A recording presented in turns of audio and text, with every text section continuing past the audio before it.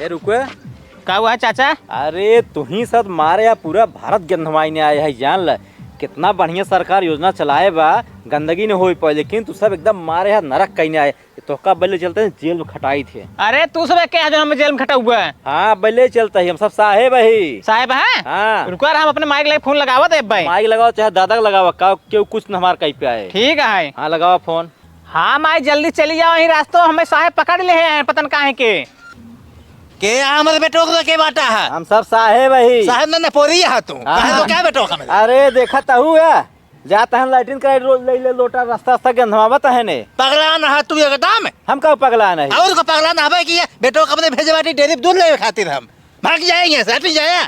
हम तो सोचे लाइटिन करे जाता है। तो हूँ जाता है लाइटिंग करे घूमता कागज पत्थर लेके आई है भगावती धरो अपने से। हाँ ये सड़की मौका देखी बेटो को रोकता है नो।